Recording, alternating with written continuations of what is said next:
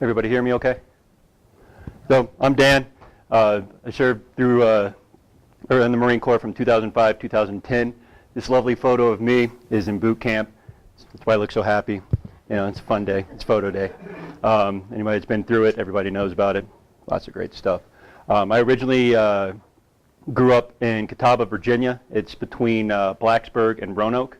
It's near where Virginia Tech's located, for a significant landmark in the area. From that, in high school, I decided I was going to join the Marine Corps and shipped out in 2005 for Parris Island. For those of you that have not been to the South or that particular area, you're well versed, south to south. Parris Island is a dream place. It's a great resort. Lots of mosquitoes, lots of sand fleas, all sorts of fun stuff that you never thought you'd see ever or want to see. But from there, kind of go ahead and hit it.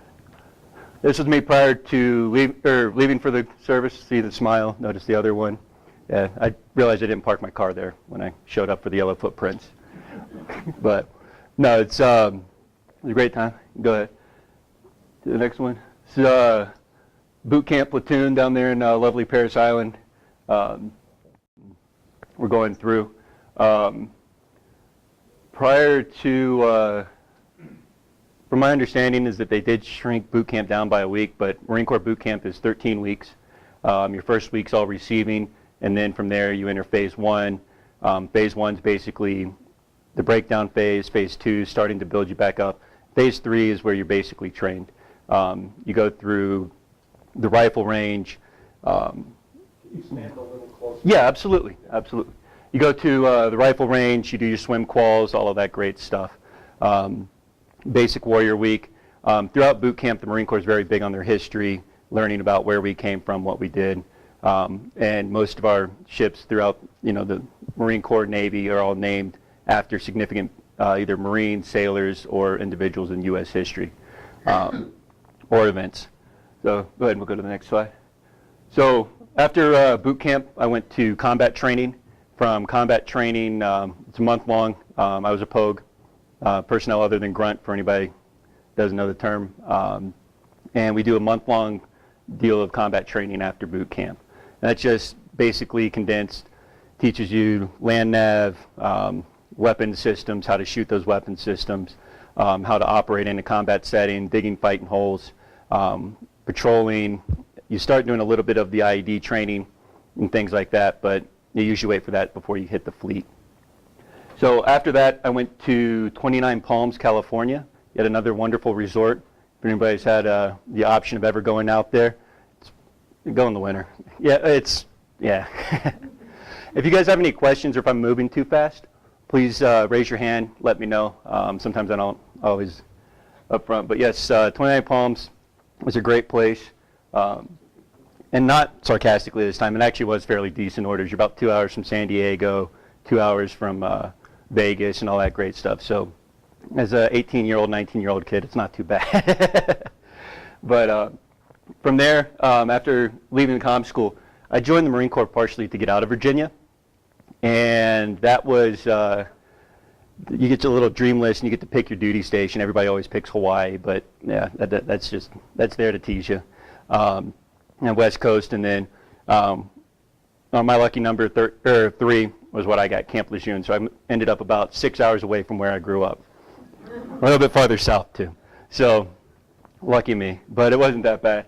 My first unit once I hit the fleet was 2nd Combat Engineer Battalion. And from there I was in their communications platoon. My official job designator was radio technician, which is a really fancy word for saying you know a lot about radios, you're a radio operator. Basically, my job was to be a systems troubleshooter. Any ground communication system that anybody used within the Marine Corps was my responsibility to not only operate, but also be able to troubleshoot into fixing that. So I spent about 6 months with 2nd CEB down in the 2nd Marine Division there in Camp Lejeune. And then everybody was out of the shop. I was literally the only one there, and get this phone call from division. It's the master sergeant for the division and my MOS, and I need to speak to Lance Corporal Janosko. I was like, okay, Yeah, you're talking to him. And he goes, you're transferring. Huh? You're transferring. Oh, okay. Where am I going? He's like, down the road, 3-2. All right. So about 2 weeks later, I find myself about 3 miles down the road, and I'm now with light infantry, which as far as op tempo and work-wise is completely different from engineers. Nothing against engineers, but the way engineers work is they only send out platoons. They don't really do entire battalion movements. They attach platoons to infantry battalions. So started learning the new stuff, and the unit had just come back from Iraq, and we were getting geared up for our next deployment. We did roughly 6 months of training. That time we were doing about 6-month rotation, 6-7 months between deployments. So as a unit would come back, they'd get about a month off between pre-deployment and post-deployment leave, and then from there we would gear back up, get all the new guys ready, and start training for the other stuff, or for the next deployment. Through those, we did a lot of IED lane trainings, ranges, all that stuff. Best thing about infantry is you always have a vehicle. It's you, and anything you need, you can always carry. So in 2000, say, end of September, beginning of October of 2007, we stepped off and we wound up deploying to Al-Qaim, Iraq. And I'm going to go, it's right here. So this spot, this little line right here is the Syrian border, and this is the Euphrates that comes in. We operated all the way from Al-Qaim to the Anna area. And mainly the terrain in which we saw, it's not like the big Fallujah stuff that you see. It's kind of like if you set up a battalion in there to patrol from, say, Broomfield up to Fort Collins sort of thing. You had large areas, but there are also a lot of rural areas, which made for interesting dynamics in the fact that you never were quite sure what you were going to get. And, long road trips, especially at convoy speed, which is between 25, 30 miles an hour. Yeah, you get a little bored, but it's fun. So I spent most of my time right in this area. Next slide. Oops. Okay, I messed that up. Anyways, there's supposed to be a map. We were at the Al-Qaim train station. That's where our battalion was officially set up, and then we operated throughout that area with our companies and reinforced. We also operated very closely with 1st LAR, which is the first light armored reconnaissance. And they're basically, for the Army, it's the old version of the Strikers. It's like 1st Gen. Army has a lot of cooler stuff than us. Let's put it out that way. So when we first got into country, this is where we lived at. These are basically a giant Quonset hut, and they've got insulation. It's, well, all I can tell is about 20 feet thick, because at least that area is cooler than what's outside. Kuwait, on average, I don't know, has anybody else been in Kuwait? Have you been down that way? Kuwait? No? Okay. Okay. Oh, I thought you had been in. Ah, fair enough.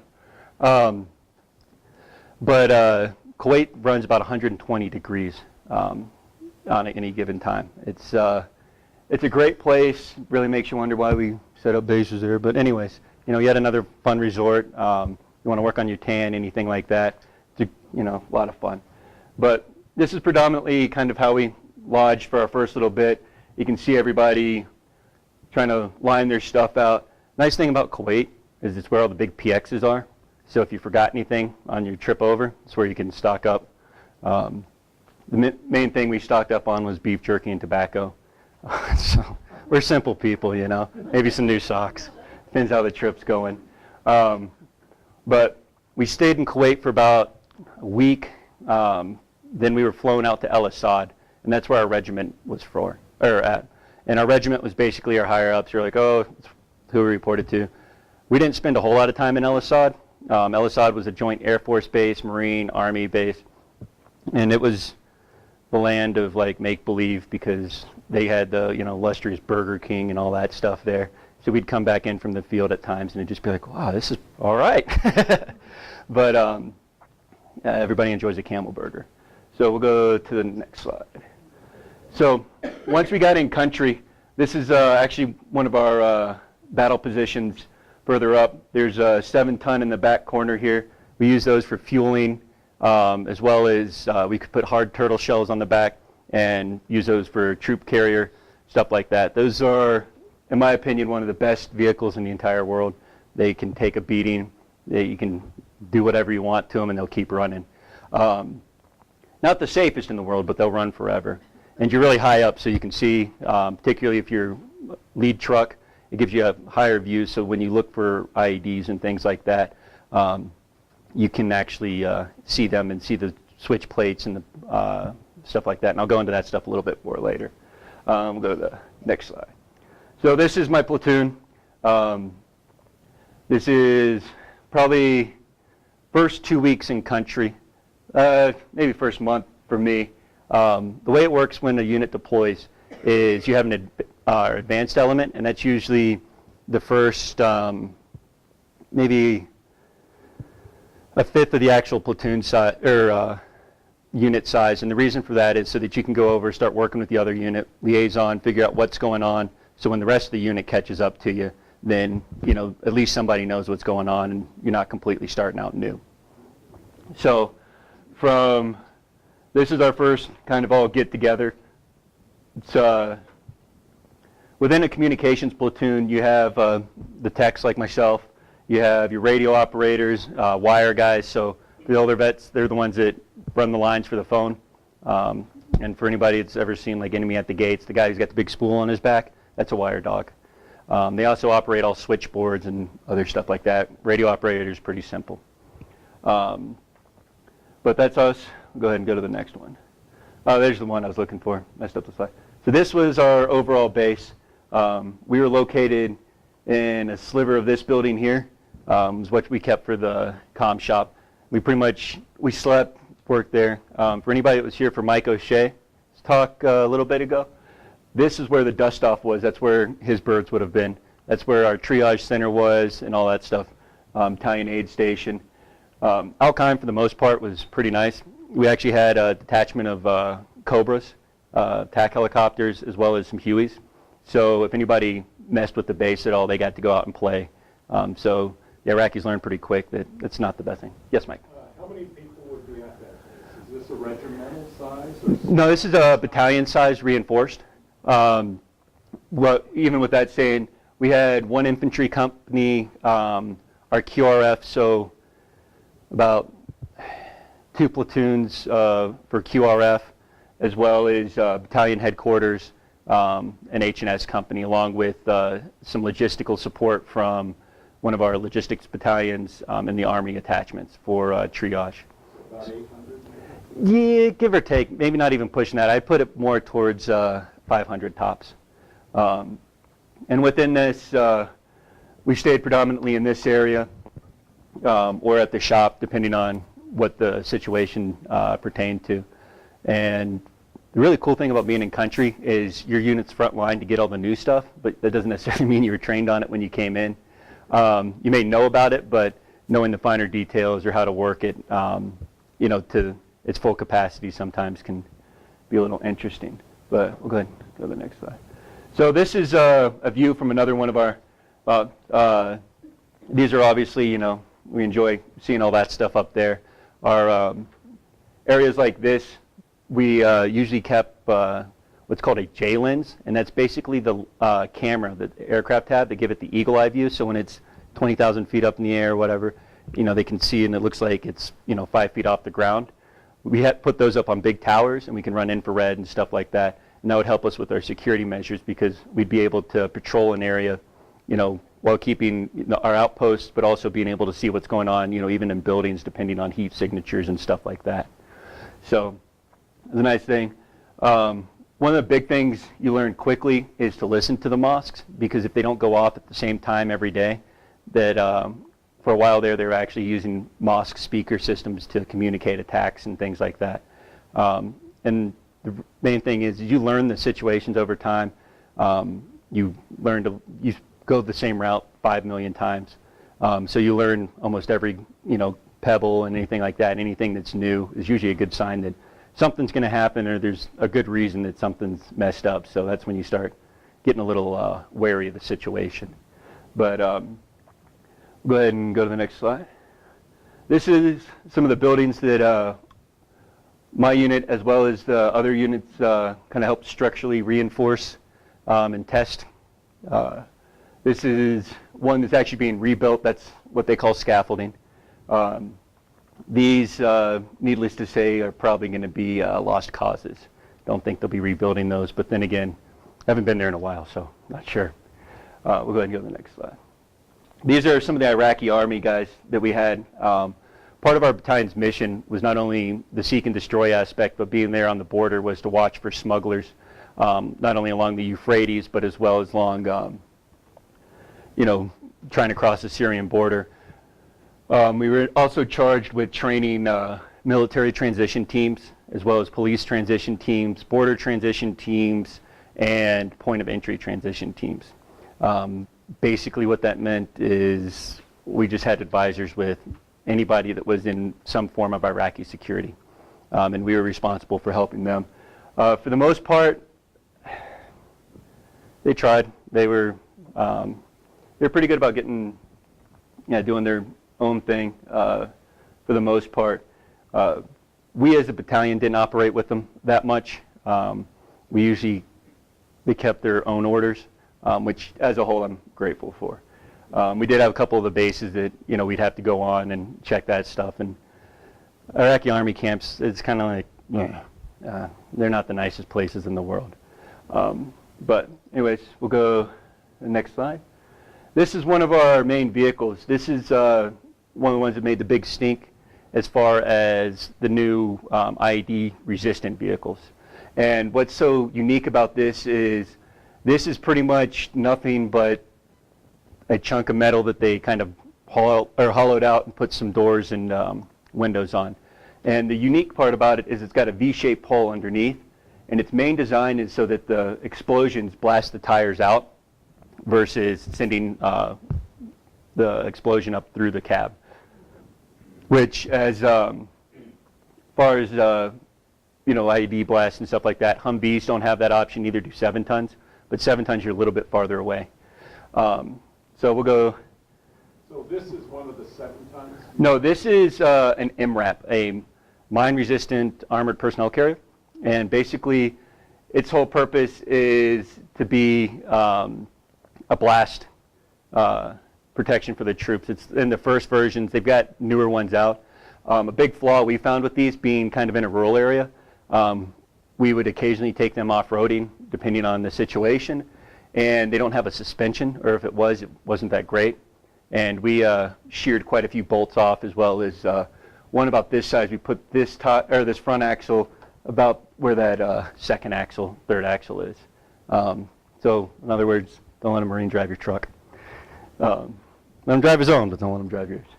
And these things were nice. They come with a lot of cool stuff to it, as far as being able to have AC converters for power and stuff like that. So certain chargers we may have had that didn't have, we didn't necessarily have to hardline into the system as far as wiring and stuff like that to set them up. And you can almost run an entire command section out of that. So. Are they air conditioned? There's AC. For the most part, it works fairly well. It kind of depends on when the last sandstorm was. So as the vents get more clogged up and stuff like that, we actually were known a couple of times for quote-unquote deadlining a truck because the AC was out. When it gets to 120 and you're in full battle rattle, it gets a little toasty. So we'll go ahead and go to the next slide. This was my primary mode of transportation, and that was my home. I was a turret gunner through the duration of most of Iraq. I fired a 240 Gulf, so 7.62 projectile, and we'll get a chance to look at those a little bit more. This was my home. That's actually my gear. We had just finished up an op or something like that. I don't remember. But when we were in country, we had to we did escalation of force if somebody came up. That's kind of their new thing, to make sure you didn't shoot the wrong people or whatever else. But you had a little dinky flag you're supposed to wave at them, then you shot fireworks at them, and then these also served, and then after that you could shoot at them. But these served also as signaling for our convoys or patrols. If we were ever hit in an ambush or anything like that, and our vehicle was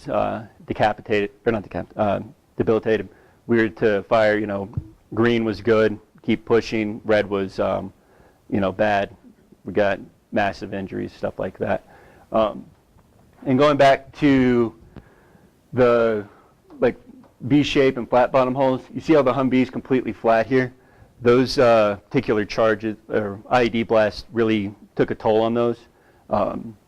We actually, for the most part, we would take out the locking mechanism, the main locking mechanism for the door handles, and we use what's called a combat lock. And what that is a giant deadbolt that basically sets, and it renders these useless to begin with. But the reason we would do that is because the doors had a really nasty habit of getting stuck, particularly with gunk, grime, and then just the sheer weight of these. These are pretty light blast doors. The Humvees we had towards the end of my deployment were much heavier.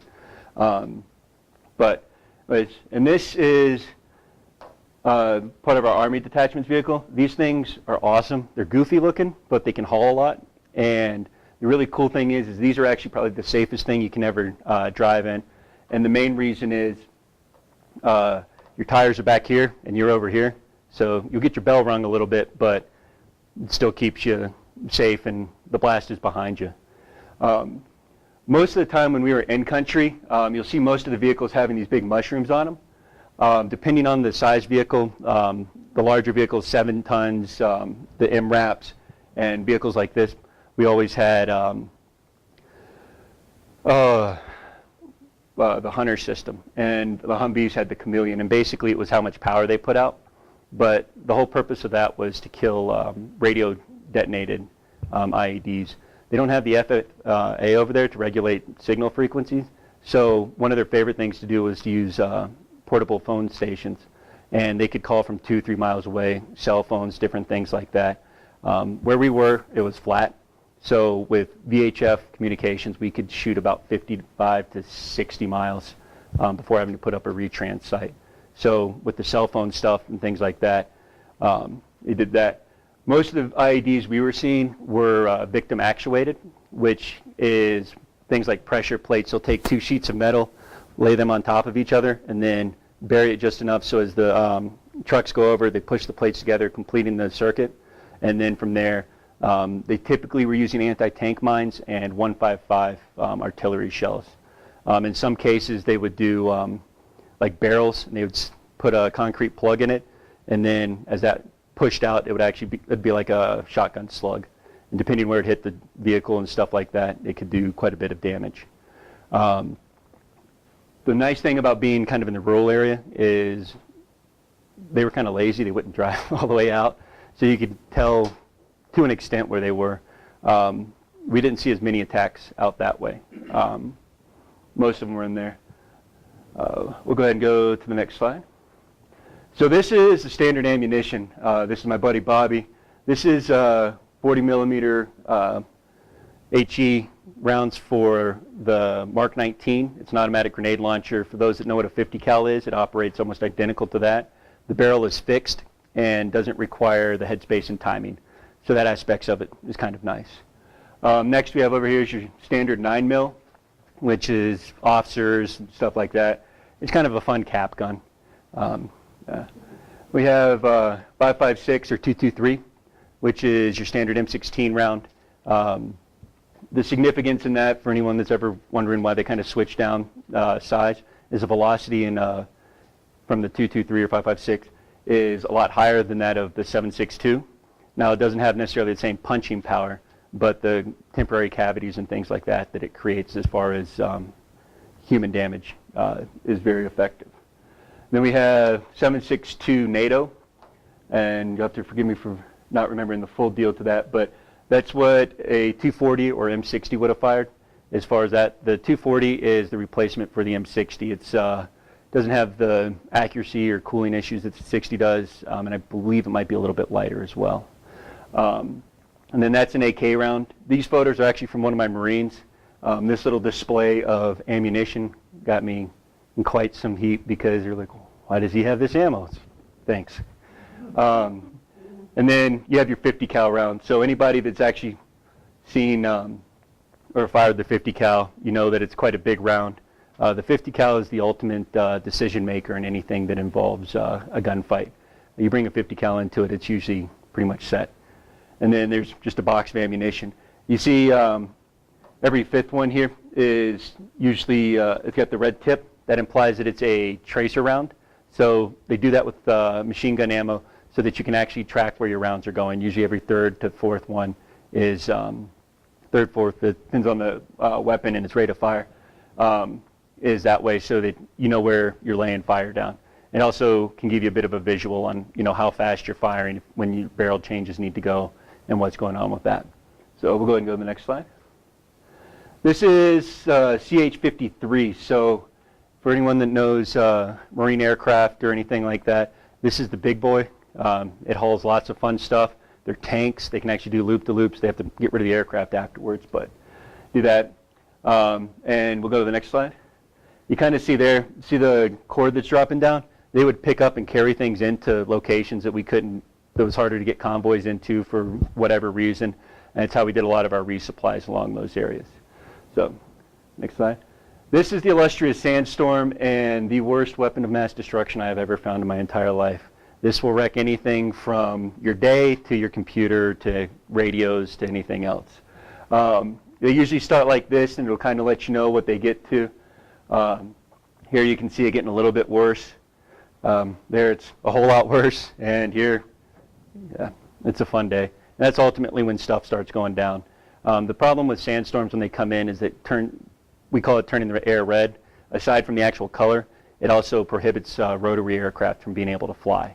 So it provides a lot of strategic value to everybody else but us in some of the aspects. But you can kind of see where we're at in regards to that photo of the base. That's one of those big bunkers, and we'd use those as parking garages for all our vehicles. Aside from some of our comm trucks that we'd keep here for quick movements and things of that nature. And then we had our gator that we kept together with duct tape, super glue, and a little bit of luck. But go to the next slide. This is kind of the views you get coming across. This is out of an MRAP going towards or crossing the Euphrates. This particular spot, it hadn't been dammed up. We had a group of riverines. It's a Navy small craft. They've kind of they've got it's like a giant bass boat, but it's got a lot of firepower on it. And they would patrol those areas pretty much anywhere where it wasn't dammed up to check to make sure things weren't coming across that weren't supposed to be. And you can actually see where we've actually dammed it up for the most part here, just in an effort to cut down on smugglers' abilities to get gear through. You can't see it, well, you can kind of see it right there. That's an Iraqi Army outpost they're supposed to be watching. I don't really hold my breath that they were watching much of anything, but we had our side over on this side so that it would be a little bit more, so we'd at least have half a ability to cover some of that. And then this is typically what your front view is from the front of, that's a Humvee up there. And let's see, yep, go ahead and go to the next slide. This is kind of the areas in which we patrol. This would be like your 287 coming into Longmont or Lafayette area. A little bit more there.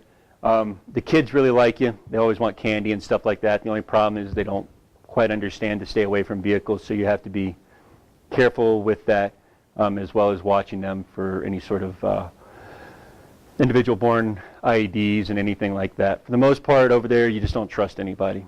Unless it's your guys in your platoon, that's who you stick with. Go ahead. That's a picture of me waiting to go out. We're filling up the truck, so why not take a selfie, right? You can kind of see our gear load out here. This was the winter. Believe it or not, it actually snows in Iraq. So you get 120 and then you get snow. So, it gives you everything except water for the most part. Other than the water you don't want to drink.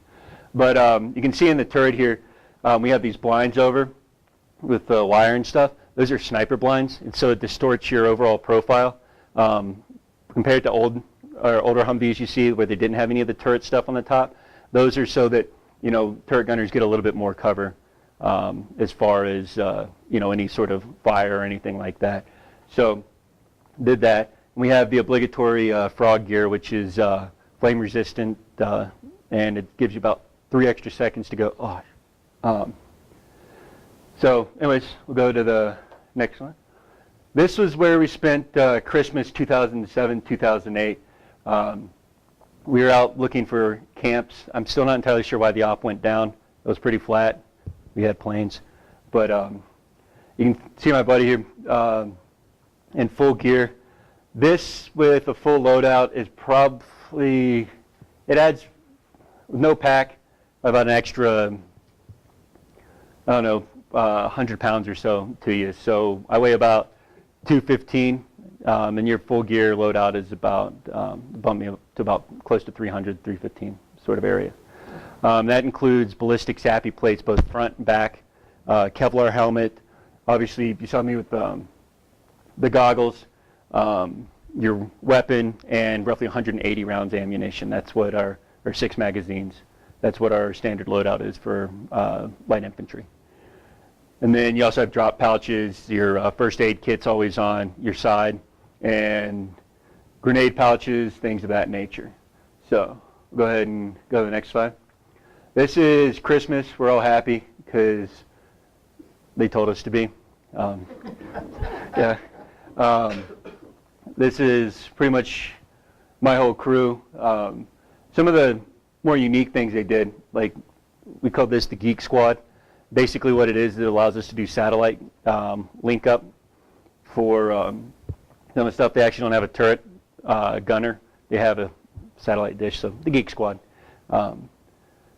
They're interesting things. Some of the stuff they bring to the battlefield now as far as technology, while makes some huge improvements as far as real-time understanding for the commanders and their ability to navigate troop movements, it also provides a lot of interesting stuff. So as far as setting up, and that's actually a Mark 19 up there. You can kind of see it there. But we'll go ahead and go to the next slide. What's a Mark 19? Mark 19 is an automatic grenade launcher. It operates with a butterfly trigger, dual-handled, almost similar to a 50 cal. It's an area weapon versus a point weapon. So that meaning that you fire off a set of rounds, and as the grenades rotate, that's what primes them and arms them to detonate on impact. So if you launched it at the right angle for so far, it would actually set it off in air. Being able to do that, it's a little bit trickier, especially in an accurate thing, but it does give you the air burst mentality for anti-personnel. So anyways, now we got that long spiel out of the way. We came back home about middle of 2008, and from there we loaded up and we trained for the better part of the next year doing what's called a MU, a Marine Expeditionary Unit. And what that is it's basically the 911 force. There's always one in the east and the west. The west is called a PAC float for Pacific float, and the east is called a Med float for Mediterranean float. If you get them in the summer, they typically refer to them as a booze cruise. It's more or less what they are.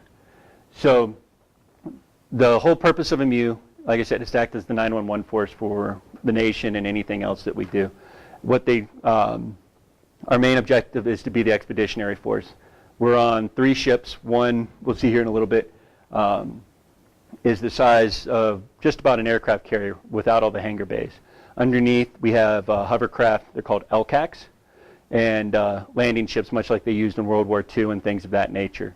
And they would bring various from the boat to shore, and we would do whatever it was that we were supposed to do. The infantry battalion that's attached to a MU is reinforced with a platoon of M1A1 main battle tanks, a platoon of light armored reconnaissance, a platoon of amphibious assault vehicles, or Amtraks. They're the ones that drive off the back of the boat, drop about 10 feet, and you hope they come back up. If not, you're swimming home. I know that's not the best route, but they have that. Yes? How large is an MU? How many people? A MEU is an infantry battalion completely reinforced. I'd say anywhere between, I'm trying to remember off the top of my head, up to maybe 3,000. It's got a full complement. The MEU itself acts as the regiment. The infantry battalion, like I was saying, has the tanks, artillery, reconnaissance platoons, engineer platoons, the whole 9 yards. Basically, with the infantry battalion, we have a logistics battalion that's also attached, as well as an air wing. And all aircraft that come from that air wing are your AV-8 Harriers, CH-53 heavy lifting choppers, the VF-22, which has replaced the CH-46. So for a 22, it's that goofy looking aircraft that's rotors stay up like this and then go down, rotate down. Osprey, yes. So they're fun to fly in. You're never quite sure if you're going to make it from A to B, but that's half the fun in doing it, right? And we also have Hueys as well as Cobras for air support. And the whole purpose of that is that if anything goes down, we can be self-supporting between our logistics battalion and the resources that we have from ship for a total of about anywhere from 30 to 90 days, depending on the situation. And we'll see later on that doesn't always necessarily mean that that's combat related. But as far as where we went in the MEU, this little island here off of Spain is called Palma. If you ever get the chance, I do recommend that. That is a fun resort town. Very nice area, good food. If you haven't gotten a chance to go to the Mediterranean, I do recommend that half of it. Stay away from anywhere where it looks dry, but over in here it's not too bad. That was a libo port. Some of the ports we'd stop at were just, the tourist stop, if you will. While others, like when we stopped in Volos, Greece, we worked with Greek Marines, strengthening our bonds with NATO and stuff like that. The MEUs can be used from anything from, a warning sign where the president goes, hey, I want a MEU to sit off the coast of Yemen, which one of them did for 3 months.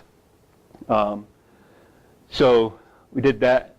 We didn't do that, but some of them do that. We stayed pretty much true to our goal. We went around training with several different groups. We went through the Suez probably about 3 or 4 different times. And most of that, we stopped here in Aqaba, Jordan. I didn't know Jordan actually had a port, but it's got a little map there, or deal there. And then we trained in Egypt with the Jordanians as well as the Egyptians. If we ever have to go to war with them, we got a good chance. They haven't quite learned the concept of cover, but whatever, more for us. We also stopped in Dubai, here in the United Arab Emirates, Bahrain, and everyone's favorite spot, at least mine, Kuwait. We did a month of training there, and that was more central summertime, so it was really baking. Through most of this time, I was still operating as a radio operator, and I was working with the FAC operators, and what that is a forward air control. And every infantry battalion has 3 officers that are grounded for the year, not because they did anything wrong, but to act as the air liaisons and advising not only the battalion commander, but also calling in airstrikes and things of that nature. With that, we did more or less all training. I'd done some of it in Iraq as well, but working with pilots is always a lot of fun. So any pilots we have in here, good job. You guys are fun. But that pretty much wrapped up that. We left May of 2009, came back December of 2009. At that point, I was towards the end of my contract, kind of waiting to see what was going to go on. Hadn't fully decided if I was going to re-enlist yet or not. We came home, we went on post-deployment leave, and came back. And at this point, I was platoon sergeant of the communications platoon. And we sitting there one day doing my paperwork. Everybody that's been in, that all federal holidays are great for the military, especially that first half of the year because you get everything off. But doing paperwork for Martin Luther King 96, 4-day weekend, my master sergeant walks in. He goes, "What are you doing?" "Doing the paperwork. I got to have it on first sergeant's desk." He goes, don't even worry about it. I was like, oh man, somebody screwed up. Great. You know, it's like, who am I going to take a pound of flesh off of, you know? I just want to go back home. We had to come in literally for a half day to finish the stuff out. And he goes, yeah, and the half day is canceled. Get everybody assembled in the back. We are packing our stuff. I'm like, what the heck is going on? He's like, don't you hear the news? I'm like, no. I live in the barracks. I don't hear anything. This is the junior Marines are raising hell. So he's like, Haiti had an earthquake. We're going. So in 3 days, we were packed up and down in Morehead City. Go ahead and go to the next slide. Got a little bit ahead of myself. Pause there.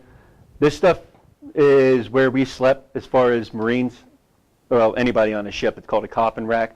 All your gear goes in here, and then you sleep there. You kind of see the width of the mattress. I had that onto my side, and that's how I wedged myself in when we'd hit rough seas. It wasn't too bad. I didn't mind it, and I can swim, so it didn't bother me. There's a picture of the LCACs, and this is the USS Baton. This is the well deck I was referring to that has all the vehicles and things like that. You can see the Harriers, the 53s, Hueys and Cobras, and those actually look like 22s.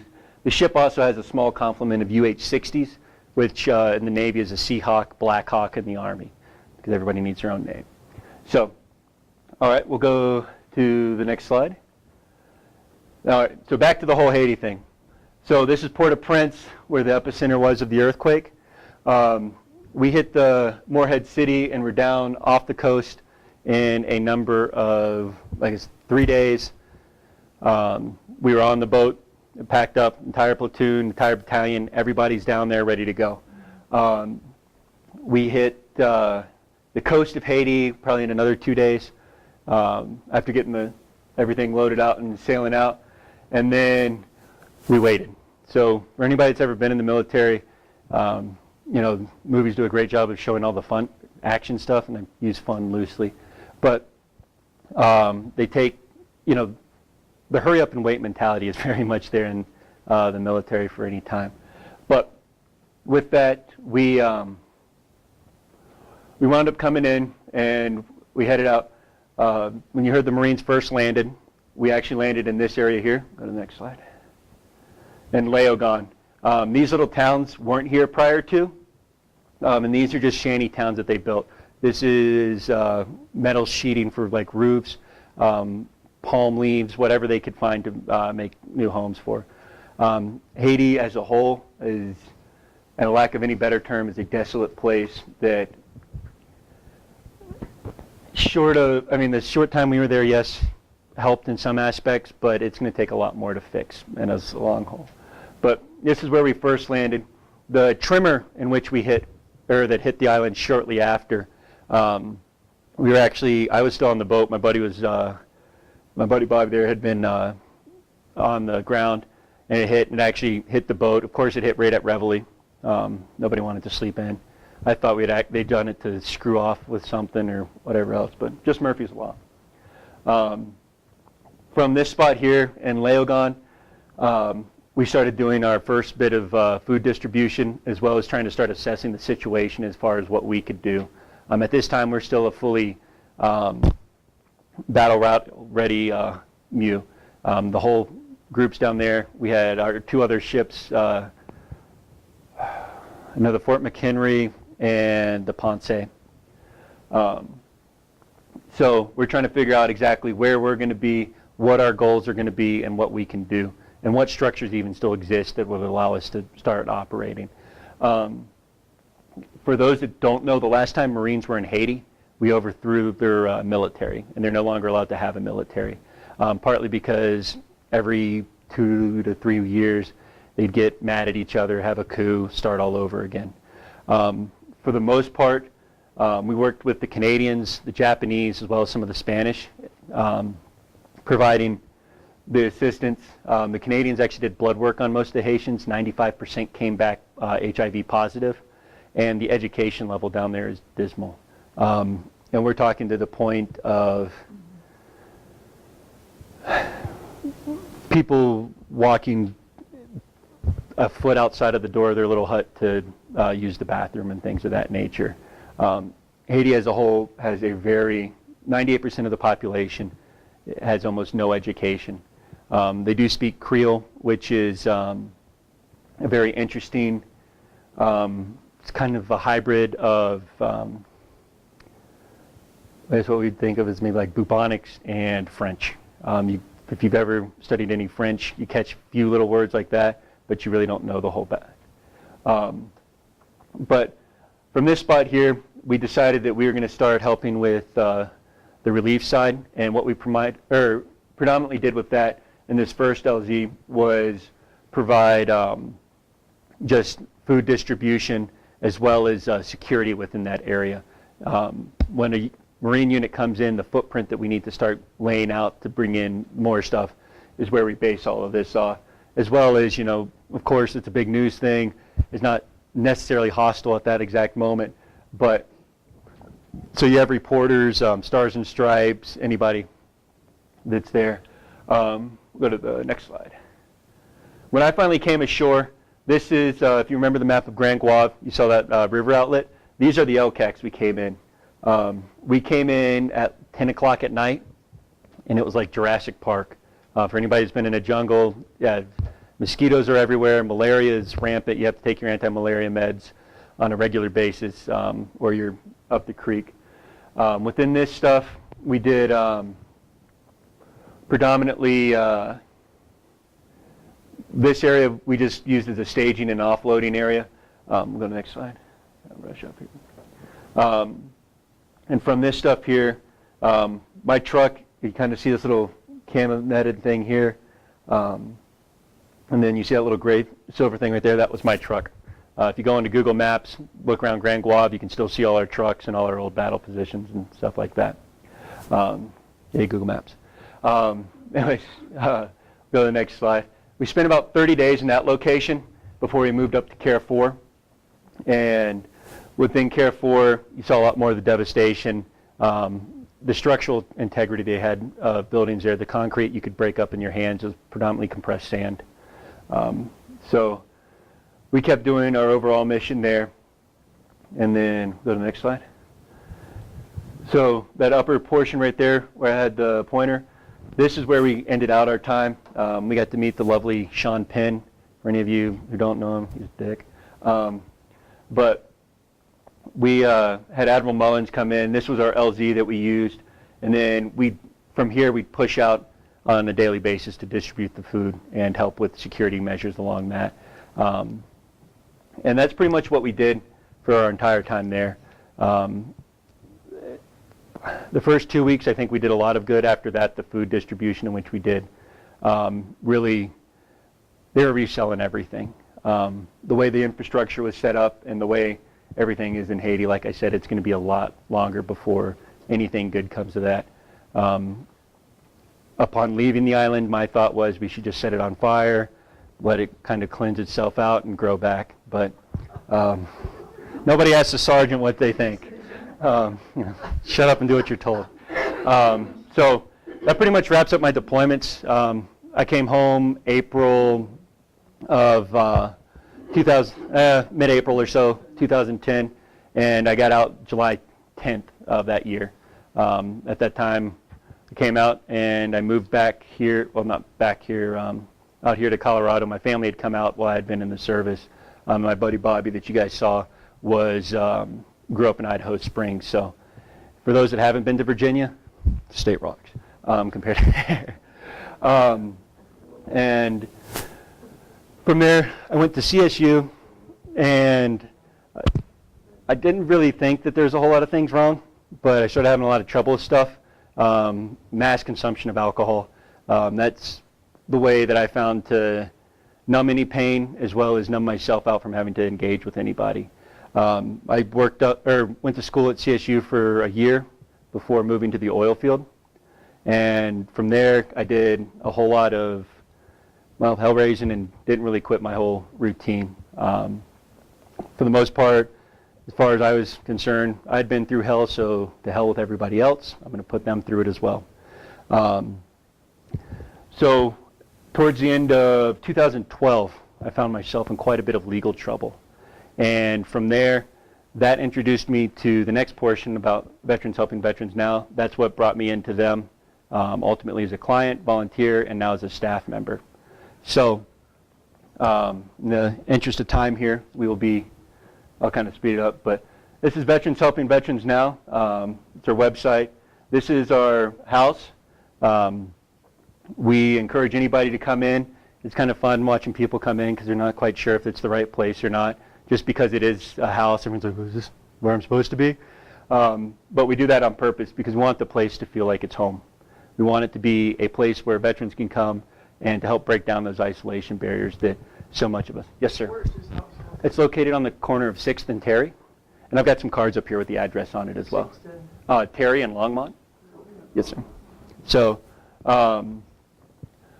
this is, like I said, our whole deal. I don't have any photos of the inside of the house, but just to kind of give you a layout. When you come through this front door here, we have 2 computers set up, and that's for veterans to come in and utilize the internet in any way, shape, or form that they need to, obviously within PG terms.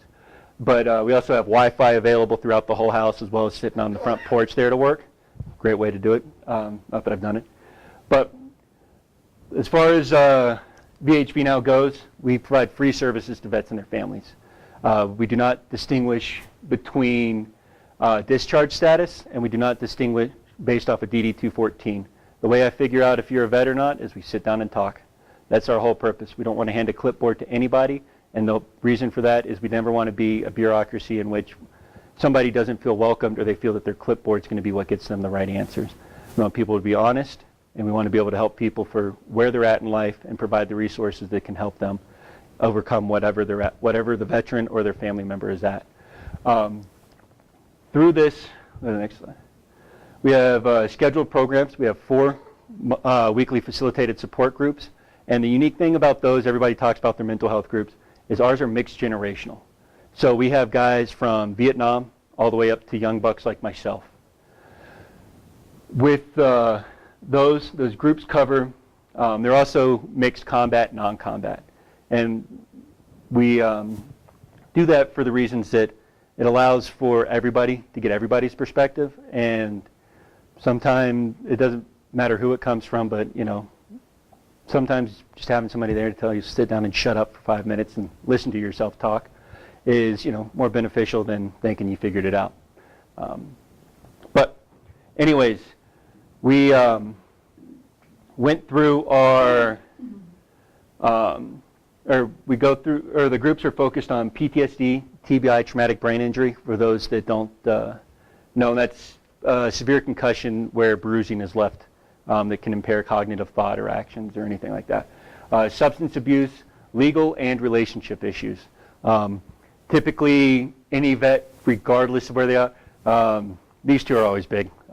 As far as vets go, we're not always the best about staying out of trouble. We also do a monthly legal clinic, which is free consultation. The gentleman who does it was a JAG officer in the Air Force, and he's a pretty good guy. We also do weekly massage. It's offered Monday, Tuesday, Wednesday, and Friday. That's based on a first-come, first-served basis for the appointments, and then each massage therapist also has a walk-in time as well. We also do weekly and monthly socials, our newsletter and Facebook and email campaigns. If you sign up on the website for that stuff, you will get it all the time. Not all the time, but we'll go next. This is some of our socials and groups. This is Janet. She does our Wednesday massage. I apologize for some of these being blurry, but did that. We also did the Boulder as a group of 20 vets and family members this year, and we really try to push to have to do a lot of family interaction stuff as well as helping the veteran, just as a whole to encompass everybody. We'll go next slide. We also have an extensive referral process, and the thing that makes it unique and what we strive to do with our referrals is if you go, hey, I need help, we'll say filing for VA benefits, then rather than have you call a 1-800 number or anything like that, our goal is to provide you with the name and the person to contact with, and depending on the veteran's situation, if it's a housing referral or if there's anything like that, we'll do what we can to email that individual that we referred you to and provide a short bio along with that to make it so that you guys, or so that the veteran is covered as far as, hey, when they show up, this person's already expecting them. They have the basic knowledge of what we talked about, so that way they don't have to sit there and repeat themselves over and over to the next person, and then the next person, and the next person. The next slide. Peer support. This is one of the things that we really strive for. And what that basis is veterans will call, and regardless of different things, whether it's like moving assistance, jail, help building stuff, things like that, or just simply having an ear to talk to. We don't want veterans to come in and feel that you have that, you tell somebody a story about something that happened, and the veterans feel that they've been completely, just talking to a wall because the other individual doesn't understand. And the reason for that, and sometimes that's the case, sometimes it's not, but we want to make sure that everybody feels comfortable and welcome at the location. Like I said, the one-on-one stuff covers moving assistance, jail visitation. We also do peer support groups. A lot of vets have similar hobbies, trying to get those vets connected, whether it's hiking, riding motorcycles. We have a large group of veterans that participate in AA and providing them with the connections to help with, if somebody's interested in that avenue, connecting them with that. So, go to the next slide. This is a wheelchair ramp that we did, and these are the veterans that helped out with that. This is, I didn't have any other one, but myself, John Krakauer has been a big supporter of our organization. He wrote Where Men Go for Glory, and so forth, but he took myself and a couple other vets backcountry skiing. As you can tell, it's been a while. That's not from how fast I was going down the slope. But anyways, we'll go to the next slide. Another service that we provide is transportation to and from VA appointments. We have not figured out entirely how we're going to handle the VAs doing the community partner stuff yet, but as of right now, if it's a VA referred appointment, we will get the veteran there, with the understanding that we need roughly 5 business days to get the ride set up, and the reason for that is all our drivers are volunteers. And the individuals that receiving the rides must be ambulatory, meaning that they can get in and out of their own vehicle without any trouble. So these are 2 of our drivers, Daryl and Roger. Both are a little, but they're good guys. Most of our volunteers are veterans, and most of them do receive some client service in some fashion to that. And the reason for that is we want to be able to provide the vets a place where they feel they can give back and they can communicate and help the other vets as they come in. Go on to the next slide. Public education series, and this is how I met Mike there, is our Veterans Awareness Series, and these cover pertinent veteran topics. We've done homelessness, suicide, PTSD. Our most recent one was failure to communicate. That was beginning of this year. And what we did with that is we actually had John as our keynote speaker, and then from there we had veterans mixed in with the crowd. And we had those veterans tell their stories in small groups to the participants, with the purpose of providing an ability for the connection to actually happen for veterans and civilians and the participants. A lot of them were veterans themselves, to sit there and be able to talk and ask the questions that you would normally ask in a big group or a group of 200 or anything like that. So, the next slide. And that's our talk. You can kind of see how our groups are set up here. We had the mix of some female veterans as well as obviously predominantly male. But the groups went really well. We actually had quite a few groups that came out, or not groups, but just come out and go, oh, I'll talk, I'm a vet. And it's encouraged across the board. So that is, I think that should be the last slide. It is. So that is my presentation. Yes, sir. Do you do anything to help veterans find jobs? We do. That's part of our referral service. Depending on what the veteran's looking for, we have connections at CU, CSU, and Front Range Boulder County campus. And we will, if somebody gives us, they're saying, hey, I want to find a job, I want to do this, depending on what it is, we'll do whatever we can to get them connected. We also have work with Return to Work, which is a vets organization that does the help with aptitude testing, as well as getting, once they figure out where your strengths are, it's kind of like a mini ASVAB to a degree, helping that veteran find a job and working with employers for veterans that may have more difficulties than normal with employment and things of that nature. So yes. So, any other questions? What was your most rewarding experience in the service? My most rewarding experience was working with my Marines. Every deployment, like I said, we changed out about half the platoon. They weren't the smartest kids in the world, but even the dumb ones, I loved them. They were good people. Each one of them had their own story. I had a group that I did call the Super Troopers, and that's because they would go every time you get left or leave the shop for anything. There's always a safety brief, and my Super Troopers, the 5 that were there, were the reason that I did a safety brief. They were the most unique group, but I mean they were good kids. It's just if you left them alone for too long, it's kind of like a 5-year-old and a bag of pixie sticks sort of thing. You weren't quite happy until they'd run off the sugar rush. So as a whole, that's what my most rewarding. When a comm Marine, you have to train them to say, no, this is wrong, if they're out operating on their own, but at the same time, still have instant willingness and obedience to all your orders as well.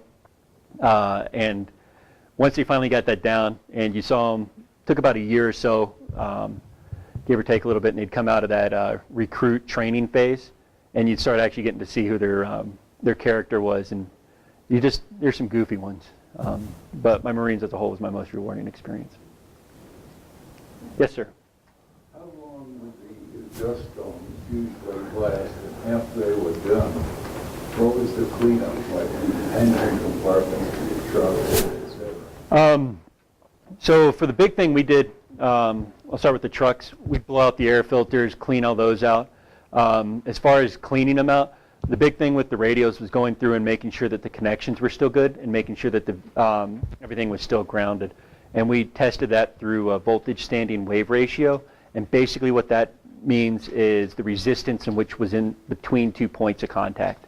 So if you have your radio here and your amp here, and your VHVnow was above pretty much a 1, then you could guarantee that something was wrong with that, either connection or that line.